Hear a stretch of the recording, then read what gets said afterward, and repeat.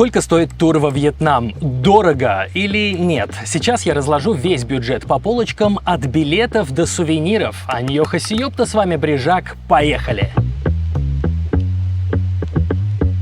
Русскоязычные туристы чаще всего прилетают в Нячанг из Москвы и крупных городов Сибири и Дальнего Востока. Это Новосибирск, Иркутск, Владивосток и Хабаровск. Плюс мощный поток идет из Казахстана. Это Алматы и Астана. И первое, что съедает большую часть бюджета, это перелет.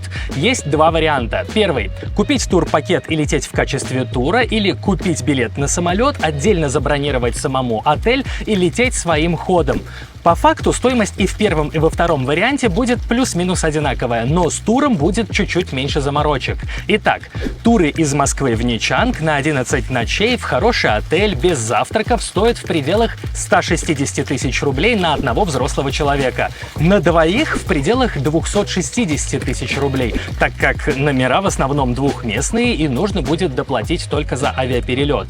Туры из Алматы в Нячанг на те же 11 ночей в тот же самый отель без завтраков стоит в пределах 850 тысяч тенге на одного человека и на двоих в пределах 1 миллиона 300 тысяч тенге.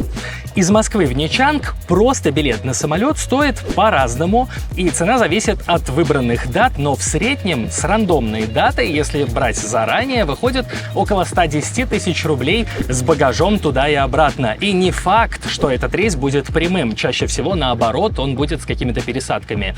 Из Казахстана в Нячанг также с рандомной датой при покупке заранее билеты стоят 465 тысяч тенге с багажом и удобным перелетом туда и обратно. Но с пересадкой в сутки цена в среднем 380 тысяч тенге с багажом в обе стороны. Лайфхак.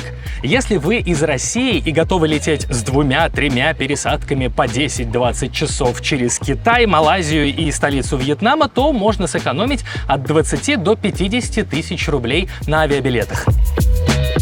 Если вы летите сами, то этот же отель на те же самые даты на 11 ночей без завтраков стоит 19 миллионов 250 тысяч донгов. Это очень хороший современный отель в центре города на первой береговой линии с бассейном, прекрасным пляжем, вокруг которого есть абсолютно все.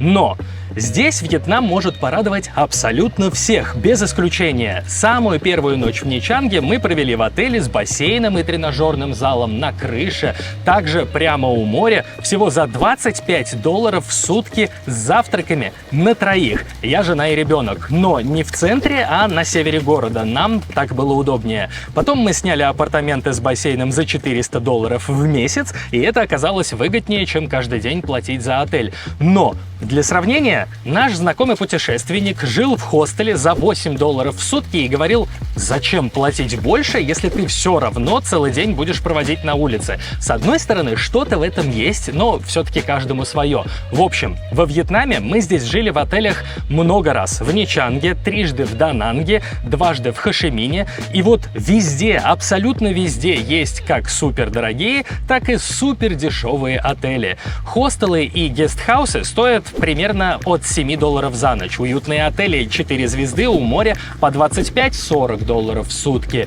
Люксовые 5-звездочные отели по $100-200 за ночь тоже легко найти. И шикарные апартаменты с кухней и бассейном от $500 в месяц тоже есть. И отели в часе езды от города возле аэропорта по системе «Все включено» за $150 в сутки. И виллы. В общем, есть все и на любой кошелек. Вот из-за чего многие влюбляются во Вьетнам, это экзотические фрукты. Их здесь много, они на каждом шагу и они дешевые. Но всегда нужно понимать, что в туристическом городе на первой линии или прямо возле вашего отеля все будет чуточку дороже, а может быть просто дороже, включая фрукты. Килограмм свежайших сочных манго во Вьетнаме, даже конкретно в Нячанге, стоит 30-40 тысяч донгов. И в принципе почти все экзотические фрукты стоят примерно в такой же ценовой категории. Если вы хотите вьетнамской еды, то лучше ее есть в проверенных местах и там, где визуально как минимум хотя бы будет чисто. В любой забегаловке фобо, это суп с лапшой и говядиной, стоит $2, а в хорошем месте $3,5. Средний чек на двоих с напитками в кафе для туристов выйдет $30-40. Морепродукты типа лобстеров и отличные рестораны обойдутся от $20-30 на одного человека. А вдоволь поесть вкуснейшие свежие суши и роллы в аутентичном японском ресторане стоит $30 на двоих. В общем, в среднем и по моим подсчетам, и у тех блогеров, за которыми я слежу, на хорошие, вкусные, сытные завтрак, обед и ужин уходит $50 в день на одного взрослого человека без алкоголя. Но, опять же, если закупаться на рынке и часть еды, например, готовить самому, а что-то есть в местных так называемых столовках, где едят вьетнамцы, а не туристы, то можно просто капец как сэкономить. И все это разом, рестораны, кафе, забегаловки, магазины, рынки и доставка, по сути, есть в пешей доступности по всему городу, где бы вы ни остановились. По городу проще всего ездить на такси. Либо Grab, либо InDrive — это азиатский аналог Uber. Скачиваете приложение, в 3-4 клика регистрируетесь, и короткие поездки будут стоить вам всего по $2-3 за поездку. Очень удобно и выгодно. Такси приезжает быстро, ездят они аккуратно. В общем, это транспорт номер один для туриста во Вьетнаме. Аренда байка стоит $5-7 в день или $80-100 в месяц. Бензин стоит недорого, но на байке двигаться опаснее, чем на такси. С непривычки здесь может показаться, что на дороге творится настоящий хаос. А если вы соберетесь в междугородние поездки, то здесь есть и крутые автобусы, и поезда стоят в 2-3 раза дороже, чем, например, в Европе. И перелеты по Азии тоже стоят относительно дешево. Но если вы хотите здесь арендовать машину, например, у вас большая семья или большая компания, то на машину придется потратить прилично денег. Аренда небольшого 5-местного седана в Нячанге стоит $40 в сутки, как билет на самолет до Малайзии.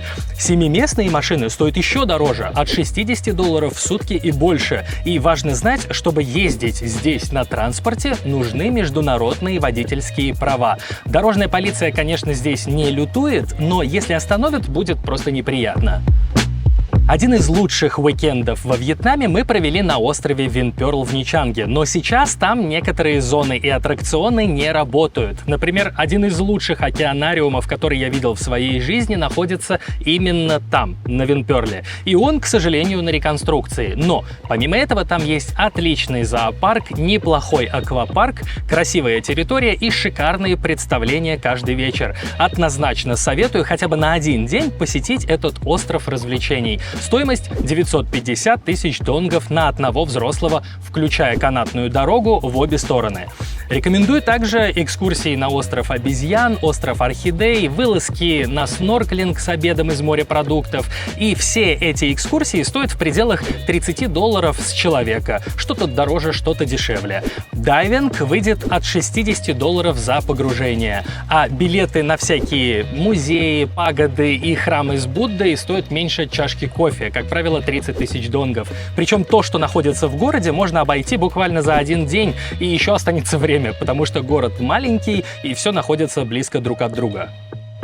Про что многие забывают, прилетая в тур во Вьетнам. Сим-карта с безлимитным, стабильным, хорошим интернетом. Это очень дешево, прям советую купить. Не в аэропорту, а в городе. Приезжаете, нужен только загранпаспорт и 150 тысяч донгов всего. Это в месяц. Просто покупаете тариф Т-135 или Т-150 и пользуетесь качественной связью почти бесплатно.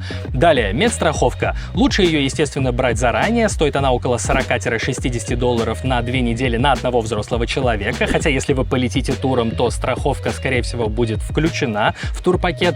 Но просто для сведения, здесь в центре города есть вполне хорошая клиника, называется она ВК Госпиталь, и если вы летите самостоятельно, не пакетным туром, то страховку, в принципе, можно не покупать. Объясню. Цены на прием и лечение несерьезных заболеваний и каких-то травм более чем адекватные. Сосед здесь сломал палец с открытой раной, в этом госпитале его быстро приняли, сделали рентген, сдал анализы, все зашили, наложили повязку и выставили счет всего 1 миллион донгов с повторным приемом. Но в любом случае я понимаю, что спокойнее, когда есть и страховка, и ты знаешь, куда в случае чего обратиться. Ценники вы увидели. Плюс сувениры. Запасайтесь во Вьетнам большим чемоданом, потому что здесь, во-первых, хороший кофе, который выращивают на экспорт, и стоит он всего $5. Во-вторых, Adidas, Nike, New Balance, которые отшивают здесь для всего мира, стоят от 350 тысяч донгов за превосходную копию за одну пару, которую вы не отличите от аналога, и от 1 миллиона донгов также за пару за оригинал. И в-третьих, на каждом углу здесь продают вкусный сушеный манго, который вы можете подарить своим родным.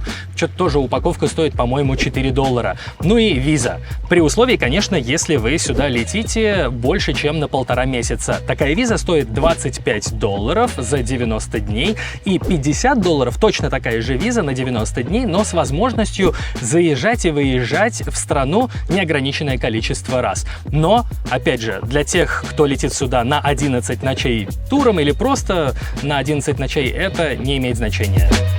В итоге я понял простую вещь. Во-первых, львиную долю тура во Вьетнам занимает авиаперелет, так как Нhi Chang находится чуть ли не на краю света, дальше нас только острова Филиппины и Тихий океан. Во-вторых, даже несмотря на это, можно уложиться в $1000–1200 на одного, если жить в хостеле, есть уличную еду и то, что ты купил на рынке, и из развлечений у тебя будет только пляж и море. Также можно без шика, но с комфортом спокойно отдохнуть на $2000 на одного, снять при этом хороший отель, узнать, что такое вьетнамский массаж, ездить на экскурсии и не считать каждый доллар.